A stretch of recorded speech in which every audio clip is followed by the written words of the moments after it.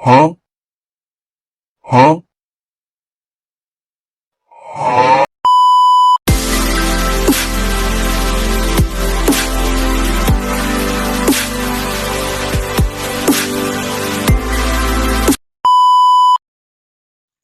Bismillahirrahmanirrahim. Assalamualaikum warahmatullahi wabarakatuh. Perkenalkan, nama saya Danda, kelas 22 3C Manajemen. Di sini saya akan menjelaskan sedikit mengenai sistem imbalan compensation pada materi ke-10 yang sudah dibahas, dan saya akan membahasnya lagi di video kali ini. Baik, untuk mempersingkat waktu, langsung saja ke materinya, yaitu sistem imbalan atau compensation. Sistem imbalan merupakan konteks yang lebih luas mengenai pemberian kompensasi oleh suatu institusi yang diorganisasikan, meliputi seluruh paket keuntungan yang disediakan oleh organisasi kepada para anggotanya, dan mekanisme serta prosedur-prosedur di mana keuntungan ini dapat didistribusikan.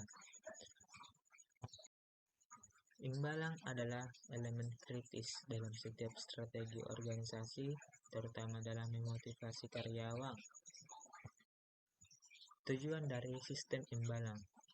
Tujuan memberi imbalan menurut Indrio Gito Sudarmo pada dasarnya adalah: yang pertama, memotivasi anggota organisasi; yang kedua, membuat rasa bekerja yang sudah ada; yang ketiga, untuk menarik orang-orang yang berkualitas.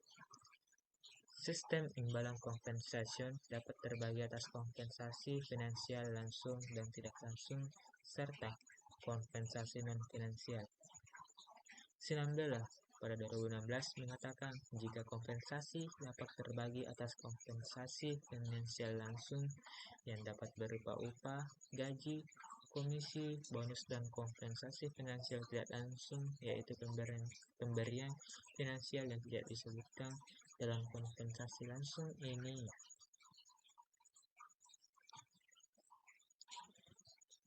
Dalam kompensasi langsung ini dapat dicontohkan seperti subsidi rumah atau perencanaan pensiun. Pan Answegan WT Al pada 2009 menambahkan jika tidak semua kompensasi harus berbentuk finansial. Tambahannya adalah kompensasi non-finansial yang tidak dapat dihitung dalam bentuk uang, misalnya lingkungan kerja yang nyaman. Teori kompensasi karyawan. Gerhard et al. Pada 1995 menurut beberapa teori yang dapat digunakan sebagai analisis dalam memicu perilaku individu atau karyawan merespons kompensasi sehingga perusahaan dapat mengendalikannya. Yang pertama, teori pemungutan dan harapan. Yang kedua, teori ekuitas, dan yang ketiga, teori keagenan. Indikator kompensasi.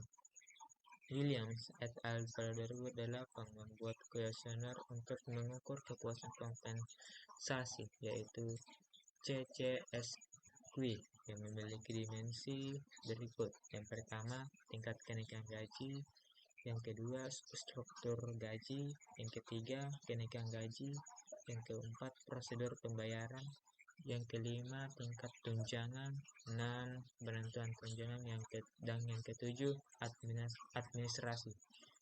Sedangkan Hogedom et al. Pada 2016 menyusun sebuah indikator yang dapat digunakan untuk mengukur kompensasi, yang dapat menggambarkan bagaimana upah karyawan dapat ditingkatkan. Indikator berikut ini lebih tepat digunakan untuk mengukur karyawan kontrak. Indikator tersebut antara lain: yang pertama, penghasilan; yang kedua, peningkatan yang dapat diprediksikan dan adil; dan yang ketiga, pensiun. Equal Employment Opportunity atau yang biasa disebut dengan EEO Apabila kita membahas terkait kompensasi, tentunya tidak bisa dilepaskan dari asas kesetaraan. Terdapat istilah Equal Employment Opportunity yang dikenalkan oleh Lembaga Buruh Internasional ILO Ramallah 2020 mendefinisikan sebagai prinsip kesetaraan pada karyawan. Efek kompensasi peduli tidaknya perusahaan terhadap kompensasi yang diberikannya kepada karyawan tentu memiliki dampak yang krusial terhadap karyawan itu sendiri. Obasan 2020 beranggapan jika strategi kompensasi dipandang sebagai salah satu strategi terpenting dalam fungsi manajemen sumber daya manusia karena niscaya mempengaruhi produktivitas dan pertumbuhan perusahaan itu sendiri. Terima kasih, itulah pemaparan dari materi sistem imbalan kompensasi. Jika ada kekurangan dan kesalahan kata, mohon dimaafkan. Sekian dari saya. Wassalamualaikum warahmatullahi wabarakatuh.